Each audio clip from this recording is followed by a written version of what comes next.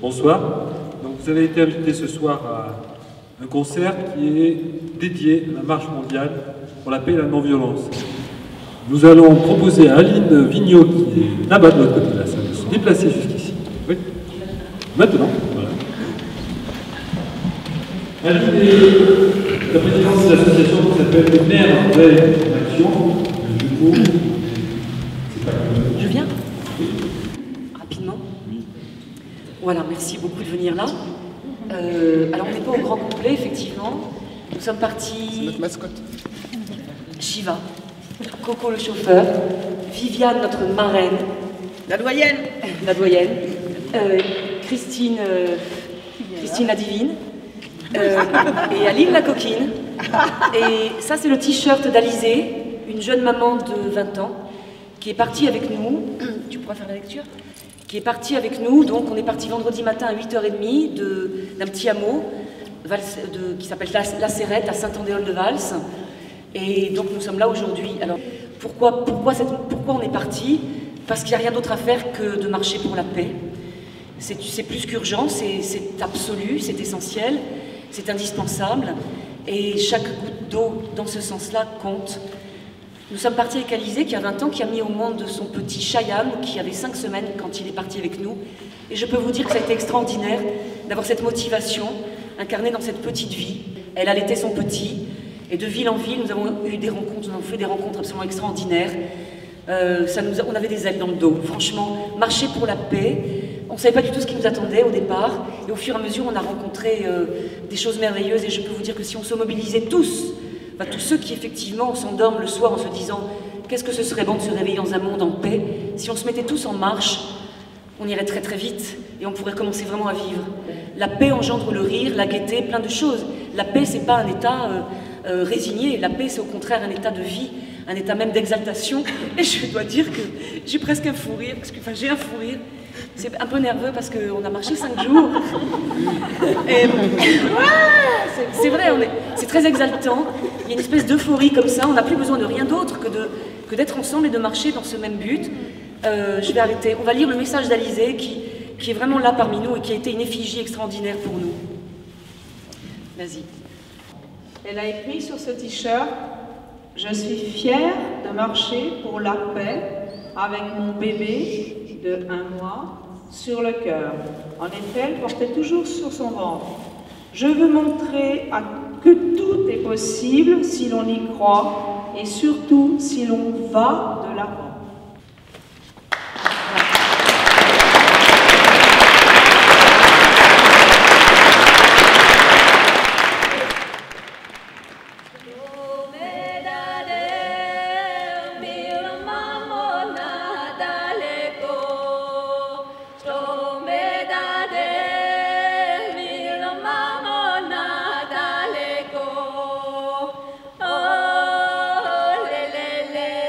Milo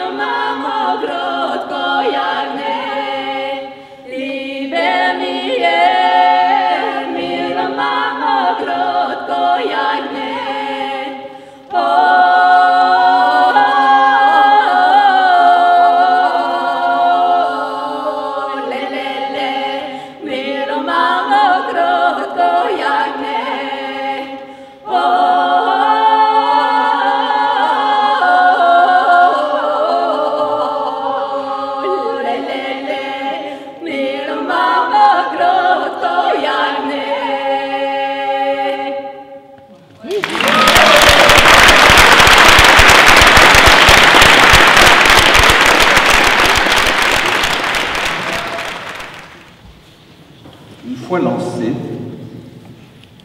les armes nucléaires prennent 12 à 30 minutes pour atteindre leur cible. Période pendant laquelle le commandant en chef du pays attaqué dispose de 3 minutes pour décider de répliquer.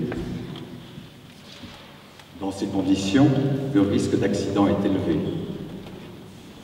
Comme l'ont montré divers événements, où la catastrophe a été parfois évitée de justesse. Le 26 septembre 1983. Des rayons de lune réfléchis par des nuages au-dessus des silos de missiles américains furent pris par les radars soviétiques pour des départs de missiles. Heureusement, l'officier de garde, le lieutenant-colonel Stanislav Petrov, traita l'alerte comme une fausse alerte.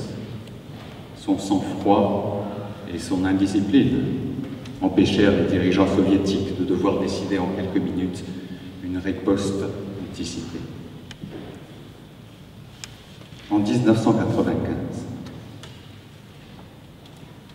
la Russie repère un missile non identifié au-dessus de la Norvège. La possibilité de riposte nucléaire russe est activée, avant qu'on ne s'aperçoive à temps qu'il s'agissait d'une simple fusée scientifique. Le 30 août 2007, un bombardier transportant 6 missiles équipés d'ogives nucléaires survole l'espace aérien américain entre le Dakota et la Louisiane sans aucune autorisation. Ce vol non prévu et même inconnu de l'US Air Force, cet incident invraisemblable, conduit le secrétaire d'État à la Défense, Robert Gates, à faire une enquête sur la gestion des armes nucléaires aux États-Unis. On constate des défaillances importantes au niveau du contrôle et du commandement de l'arme nucléaire exercées par les autorités politiques et militaires. En février 2009, le sous-marin nucléaire français, le Triomphant, et le sous-marin nucléaire britannique, le Vanguard, se heurtent au fond de l'Atlantique. Chaque sous-marin transporte alors à son bord des dizaines de têtes nucléaires. En 2009, l'arsenal nucléaire mondial se compose d'environ 23 300 ogives nucléaires.